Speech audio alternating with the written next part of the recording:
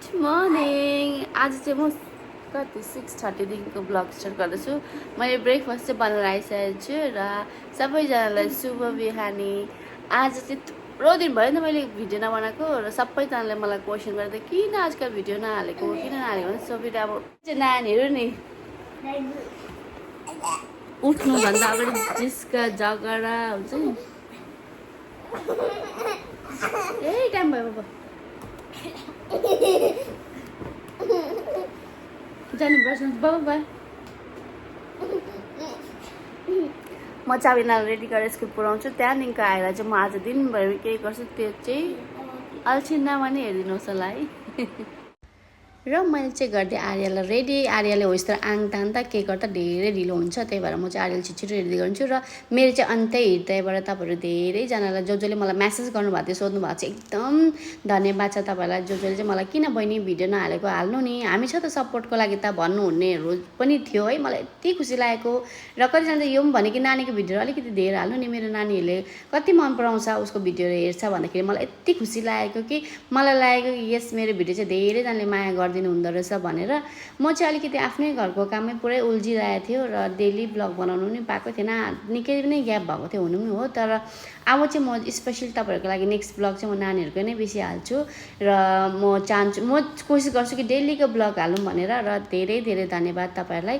र मैले चाहिँ नानीहरू स्कुल पुऱ्याइसकेर चाहिँ मैले बनाएँ पापा हजुर र मेरो लागि चाय। र चिया बनाइसकेर चाहिँ मैले पापा हजुरलाई दिएँ ब्रेकफास्ट, किनभने उहाँलाई अफिस जानु लेट भएको थियो नि त। त्यही भएर मैले चाहिँ पापा हजुरको लागि बनाएको थियो फ्राइड राइस विथ चना हालेर चाहिँ भात फ्राई गरिदिएको थियो। र नानीहरूको लागि चाहिँ मैले बनाएको थिएँ दाल पुरी, किनभने टिफिन प्लस ब्रेकफास्टको लागि।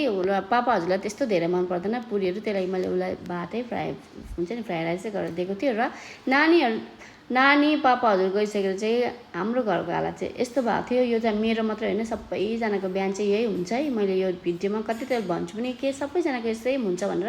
र म चाहिँ धेरै आत्तिँदो रहेछु कि कहाँबाट स्टार्ट गर्नु भनेर। तर गाना लगाएपछि त मेरोमा काम यति छिटो सक्छ नि। र मैले चाहिँ काम गर्दा गर्दा पानी कत्रो धेरै परिरहेको थियो। र यो चाहिँ फेरि मेरो अस्तिको भिडियो हो, मैले अहिले हालेको आज हालेको। र पानी परिरहेको थियो, मलाई याद आयो कि मैले माथि छतमा लुगा सुकाएको छु भनेर हेर्नु गएको त ओ माई गड मेरो पर्दाहरू त फेरि रिपिट धुनु परेको, पिङ खेलिरहेको रहेछ पर्दाहरू त। र त्यहाँदेखिको चाहिँ फेरि रिपिट धुवायो। त्यहाँदेखिको चाहिँ मैले बनाएँ लन्चमा फिस ताची दाल र भुटानबाट ल्याएको रायो साग, एकदम टेस्टी थियो भुटानको चाहिँ। र मेरो घरमा चाहिँ के रुटिन भएको छ भने राति भएपछि ऊ यसरी मेरो बुढा खालि म्याट्रेस ल्याएर आएर ओछ्याएर सुत्नुहुन्छ भुइँमा, किनभने नानीहरूले एकचोटि मात्रै भनेको थियो हाम्रो रुममा सुता भने 1-2 ताल सुताएको थियो। नानीहरू त बानी भएछ, बहिनी त अहिले झन् बाहना गर्ने भएको छ।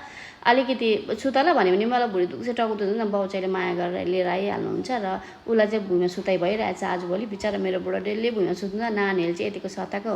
र आर्यन दादा चलाक छ, बहिनीलाई सिकाउँछ र बहिनी चाहिँ यो भन्दै आउँछ। मेरो मात्रै नानी त्यस्तो हो कि तपाईँहरूको पनि त्यस्तो छ कमेन्ट गरेर भनिदिनुहोस् होला। र मलाई माया गर्ने सपोर्ट गर्नेहरूलाई चाहिँ धेरै धेरै धन्यवाद है।